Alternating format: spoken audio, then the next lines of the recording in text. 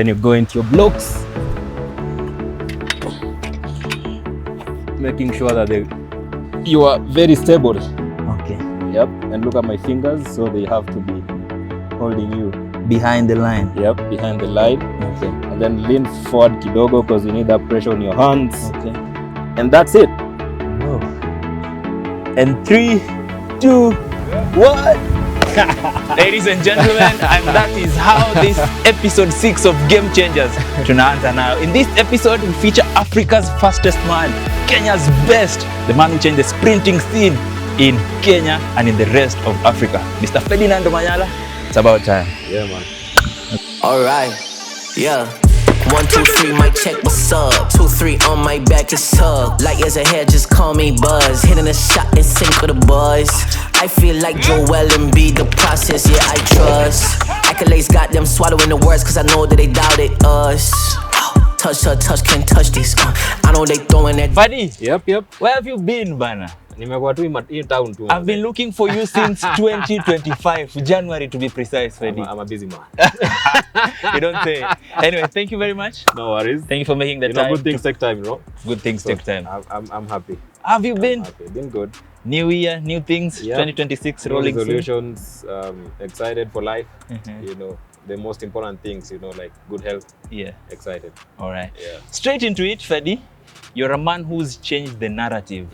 And in Game Changers, we feature exactly people like you, people who've changed the game. Yeah. So just straight into it, what did it mean to you the moment you realized you changed not only the sprinting narrative in your country, but across the whole continent in Africa? At first, this was like a trial and error. I loved rugby. I used to play rugby a lot. And this just happened like, you know, just getting into a good accident. I call it like that because no one believed that a Kenyan could get to where I am. And when I got in, it was more or less like just trying to make sure that we get what we want to get. And 6 years later, into training into it and working so hard to just consistency every day, small improvements, I got to where I got. And I didn't know how impactful it was until, you know, after that, like just living the moments and meeting people, meeting kids, being named after me, you know. So that was, for me, that was humbling. Yeah. Take me through that moment, Freddy, the moment in 2021 when you ran 9.77 to become the fastest man in Africa. Of course, your story is well documented, how you started, the challenges you had to face to make it till the very top. That moment when you ran 9.77 behind Bromel to break the record. I honestly didn't know that that's going to happen because I remember during the warm-up, I sprained my groin and we were, you know, me, my manager and my coach were battling between me going to run and not running. And this is like 10 minutes into the game and everybody's waiting for that kid because people had not seen me run in Kenya since the Olympics that year. So everybody was waiting for me, including the president then. So it was more of like, what are you gonna do? Because I didn't even warm up properly. So getting into the field, I doubted myself so much. I didn't even know who is on my left or right. I didn't care about who is running. My main issue was, am I going to get the finish line? That was just my main issue. And that was like the last race of that season. So my aim was just to finish the season on a high. So getting into that race, actually didn't expect to run that fast time. But then after 30 meters, I realized, oh man, this leg can run. And that's how we just picked it up and we just kept going and going and going. So on that day, what you're actually saying is it was just a nice surprise. There was no pressure on timing or anything. It's just about showing up. And after that run, I realized that anytime I'm running without pressure is when I'm running good.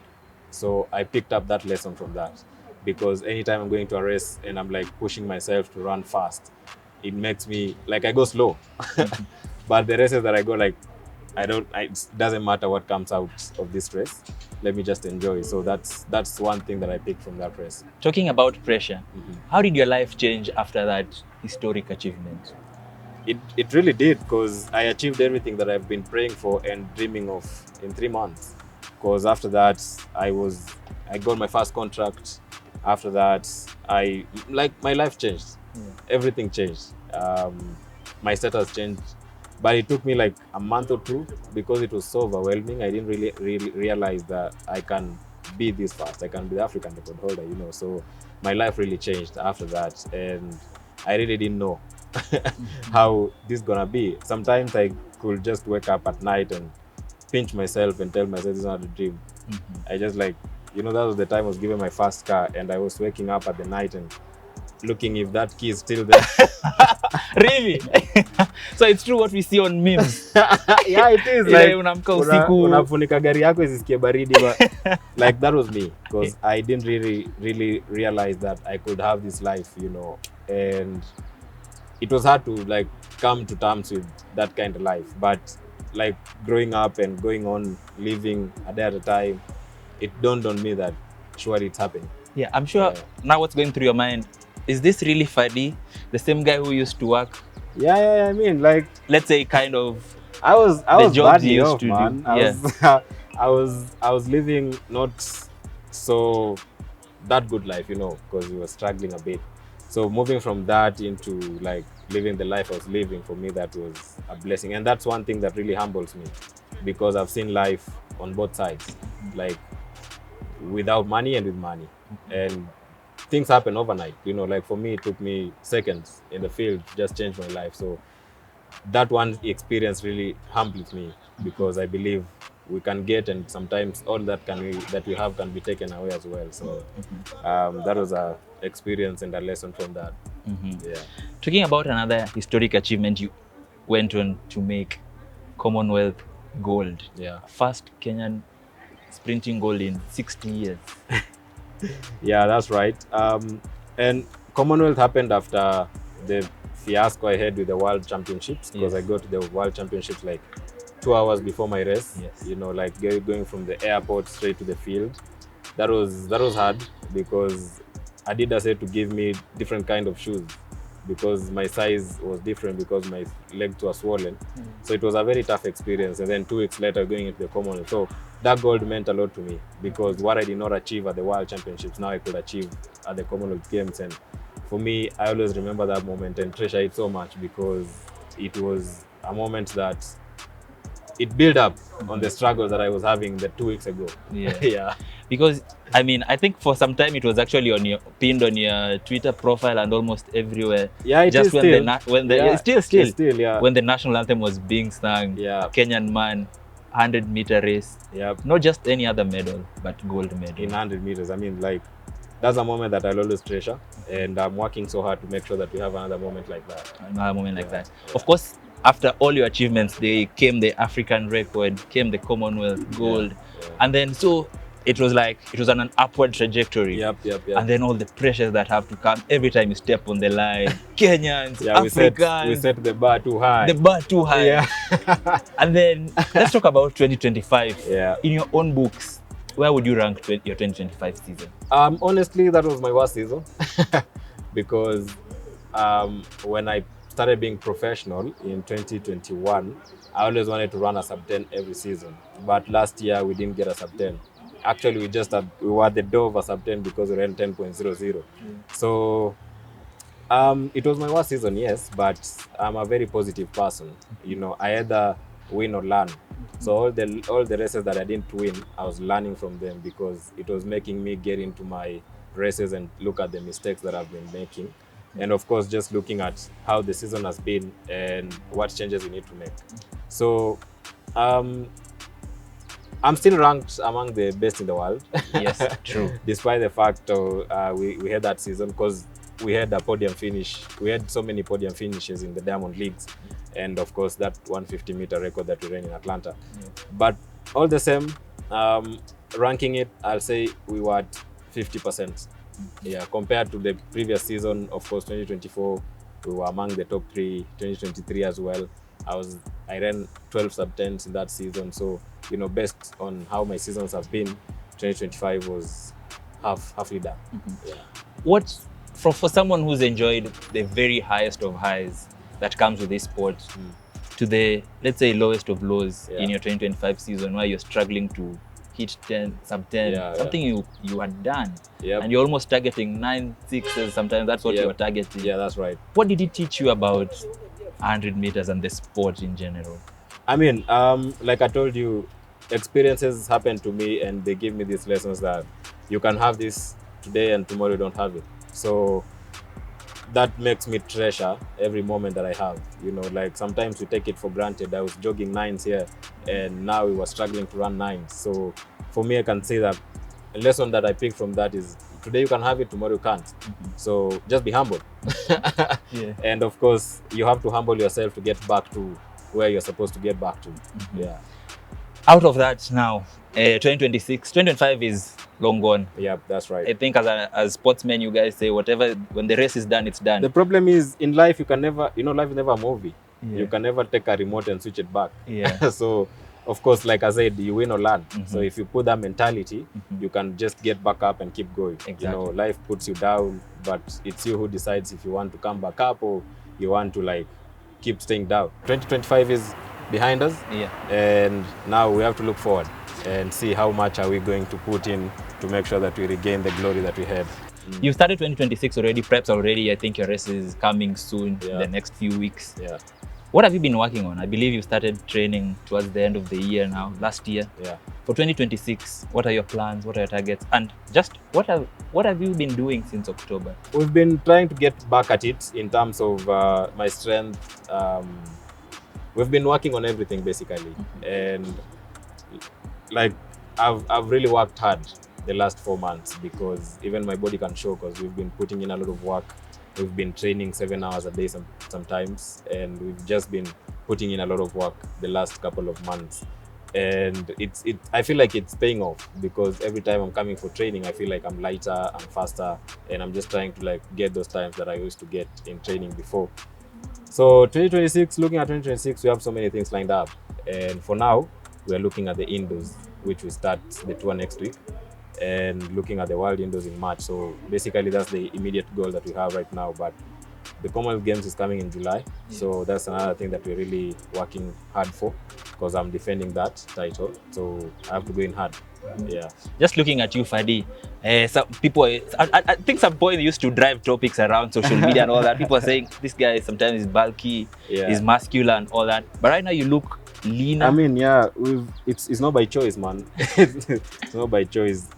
It's just the work that we've been putting in. Because 7 hours a day. I remember there's a time, there's this month, I think October, November, I never even, like, my bedroom was just going in and sleep. Like, I never even changed anything. I never touched anything because we were training like from 6 to 11, get home, have lunch, sleep, get out at 3, go and train up to 7, come back, just sleep.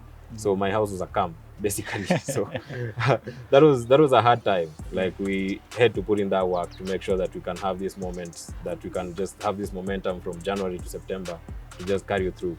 So yeah, I mean, like, looking at me, we've put in the work. Yeah. And you've made some interesting changes in your career, just especially for the 2026 season. Do you want to tell us about that? Changing of coaches, I suppose. Yes. Yeah, I mean, like, as a pro athlete, you have to look at what are you gaining and what are the mistakes that you made and what's not working, what's working. So based on all that we looked at, not just me, but management and everyone around me, we just decided that let's go back to someone who's been working with for 8 years, the guy who made me win the Commonwealth Games and run the African record. So we went back to working with Dan for the next couple of years into 2028 LA Olympics. So that's why we started this year. And now we're just building up into 2028 as well. I mean, back to the somebody who knows you really well, 8 years is not such a short time. Yeah, that's right. Yeah, so now coming to the 26th season, of course, some things you already noticed that I can feel this groove is coming back. Yeah, of course. Just basically the baseline training is not easy in this camp. I mean, like, we're putting in hours and hours of work.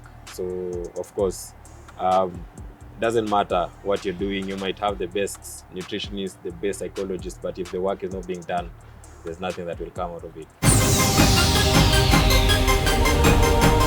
So apart from the track, how important is it to just surround yourself with the right ecosystem in terms of training, the diet, the coaching, your sponsors, getting people who believe in the dream? How important is it for athletes such as you who compete in a very competitive sport? In sprints, everything matters, you know, like The most important part, of course, is the training. You have to put in the work in the field.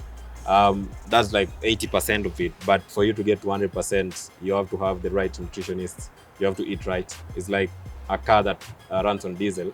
You can't put petrol in it, you know. So you have to like have the right fuel in my body. So that's where the nutrition part plays a big role.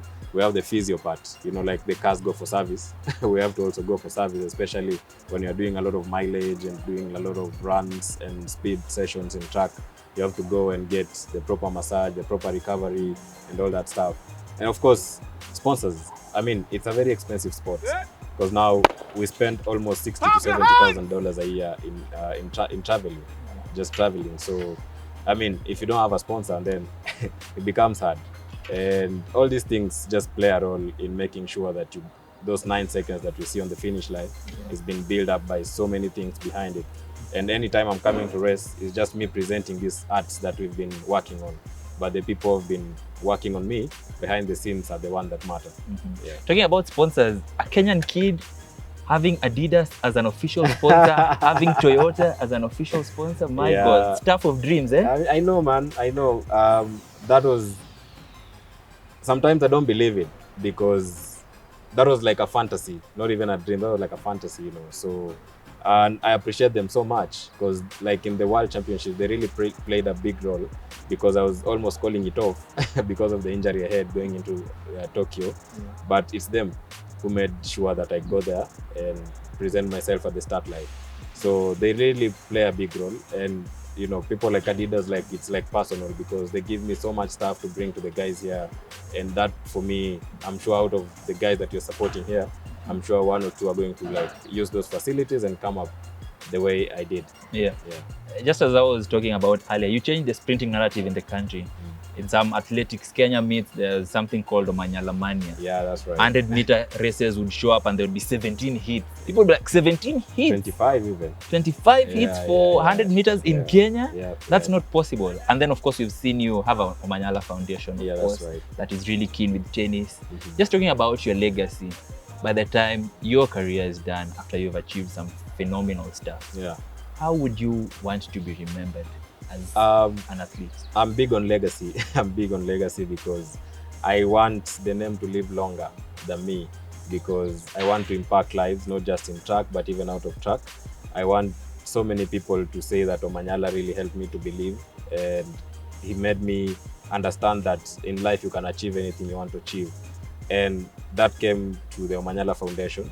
Of course, we are working with tennis, but the main aim for the foundation is to make sure that we tap into every federation and tap into every federation in terms of bringing the money into the sport and organizing events that have good prize money so that our athletes can have something in their pockets.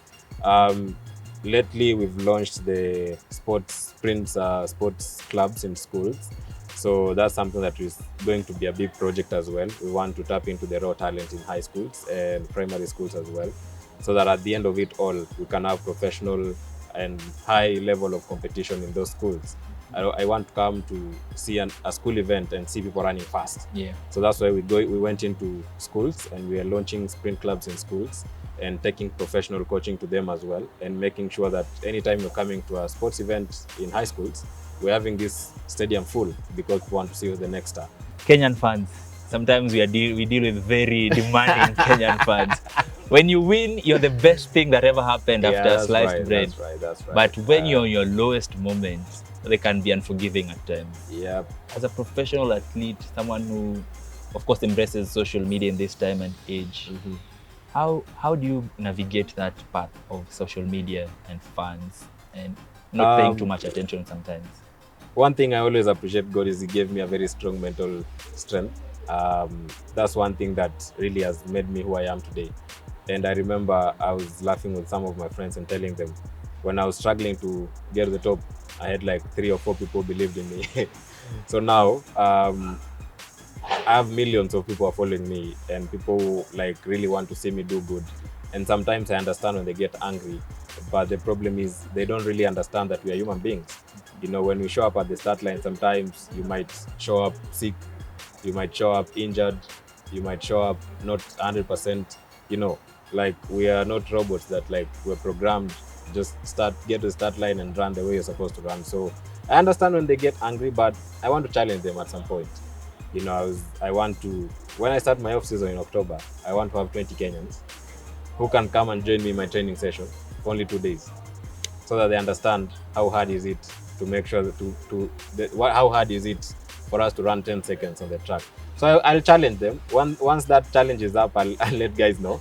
I want guys, only 20 guys from different backgrounds, non-professional athletes, just come and do 2 days of my training. This is something you're planning to do? Yeah. Morning to evening, getting to a training session in the morning, do that session. I'll buy for them lunch, I'll give them fare. Let's go to the evening track, let's hit it again. And let's sleep and wake up in the morning again, do that session. If there's anyone who will survive to the end of these 2 days, then he can tell the other people, the other Kenyans, how it feels to become a pro athlete, so that they can appreciate what work goes into us getting to the top of the world. Yeah, because most of the time we don't look at what goes behind the scenes. I mean, we don't know how you train. You're privileged because you have sponsors. Some athletes they don't have.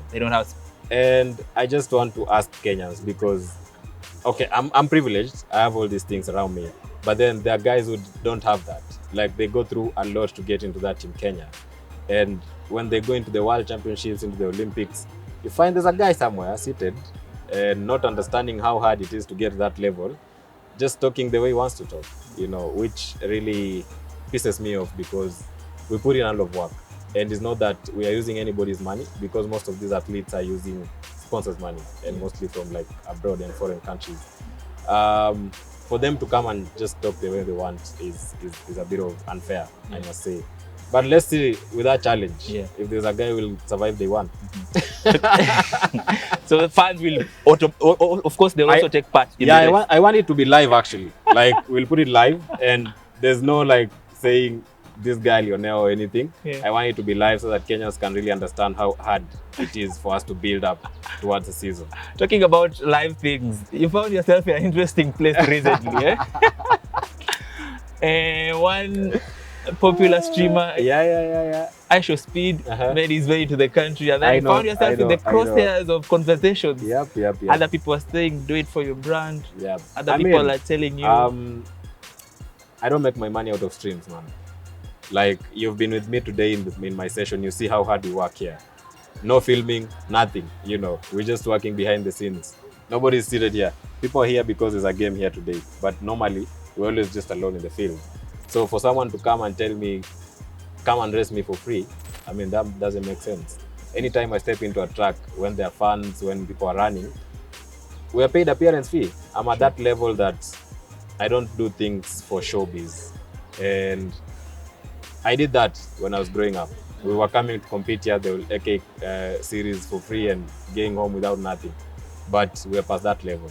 So when that conversation came up, I was like, if this guy can put it at the finish line, say, if I beat you, I'm winning this amount of money, you know. If you beat me, I'm giving you this amount of money. That's the challenge I wanted. I didn't want to run in a park, because we were going to run some park in Nairobi. So the approach was actually there? Yeah, I mean, like, we had a contract that we were supposed to sign. But I was like, this thing is not making sense, man. And the guy was like going from one place to another in 10 minutes. I'm a pro athlete. The minimum time I need to warm up is 45 minutes. So what time will we warm up? You know, let me say I pull a muscle in that race. This guy can go and stream still with the injury or something, but for me, I have a race in a month. How am I going back to my management and telling them, man, I got an injury because I was racing this guy? And not even a sanctioned race, like, it was just a promotion, not even a promotional event. It was for his streams. You know, like, that sounds really... The cons outweigh the pros. I put everything on the table. I was like, nah. I mean, the guy's going to gain, he's going to gain, and what about me? Another interesting conversation. I don't know why you find yourself... No, this year I'm not going to joke with anyone. You know, like, people have been poking on my eyes, and I'm like, oh yeah, let me wash it off. But this year, if you come at me, I come back at you. You know, I'm not going to joke with any competitor and anybody. You come into my comments and start talking the way you want to talk, I'll hit back at you, because this is my space. You know, this is my space and this is what I do. So having these guys coming to me and trying to bring a conversation that is long gone, we're going to take it. We saw that with And the guy from US. Yeah, we're going to head on head. Yeah. Like, I'm going to talk to you. If you're going to a competition, we have to bring the hype, right? Yeah. So if you say something about me, I'm going to say it back. And I'm going to challenge you and make sure that when the organizers do a lane draw, they don't put you beside me because I'm going to do bad on you. Yeah, from the start. It raised an important thing about sponsorships. Yeah. And the way, apart from you, other athletes, mostly upcoming, they don't have the support it takes. Yeah. Of course, a few days ago, you big on tennis. You saw 𝐒𝐻𝐤𝐞 also. Right now, the government has agreed to step in to give her some sponsorship. Yeah. What would your word be to corporates just to support this? You are the fastest man in Africa, but yeah, before your achievements, you didn't have sponsors. Yeah, that's right. There are people like you right now who are trying to dream as big as you did and to make it. What would your word be to corporates just in the world? Yeah, of course. I don't know why Kenyan corporates are shying off from sponsoring individual athletes, but I think it all builds on trust. So, I mean, like they should put their money in individual sponsorship as well.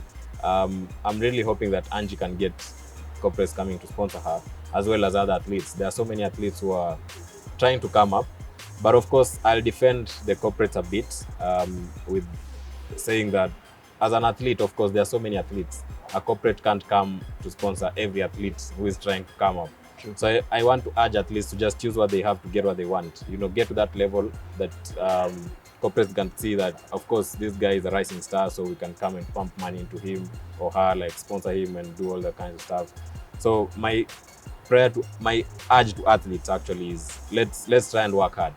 You know, I meet so many athletes who say I want this, I want this, I want this, but at the end of the day, when you look at what they're doing in the track, it's nothing. Like they just tell you. Like I have so many messages of athletes who tell me they can run faster than me.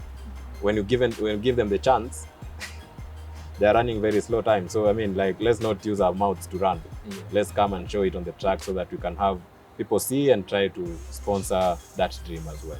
Yeah. Just finally, what would a successful 2026 look like for Ferdinand Omanyala in your little notebook, vision board? What have you set out to do this year? And all the races, where probably also just include where you'll be going this year. Yeah, getting to that final of the World Indoors and getting a medal and winning the Commonwealth, being the first in the Diamond League point series, winning that Diamond League trophy. We've been chasing it for quite a while right now. And of course, the Ultimate Championship that's coming in September, being in the podium for that as well. So that will be a successful 2026 for me. All right. Yeah. Ferdinand Omanyala, we wish you the very best. Thanks. Game changer, always changing the narrative. Yeah, Thank you for all that you do. During your low moments, just know there'll be some little chance telling you, come on, keep going. Yeah, of course. You already made history yourself. You're a legend. Thanks. Your legacy is well cemented and well documented. So hopefully this season is kind to you. You're injury free and you run those fast times. Important. Thank you very much, Ferdy. Thanks. All the best this season. Asante. Ladies and gentlemen, so that has been game changer number 6. Kenya's best, Africa's best, the Commonwealth defending champion, Mr. Ferdinand Omanyala. Of course, the man who shows up and does all his work on the track. Hoping this season will be kind to him and he'll run all those fast races and he'll put Kenya's map on the world scale once again. These and many more game changer episodes, please subscribe to our SportPesa YouTube channel and remember to like as well.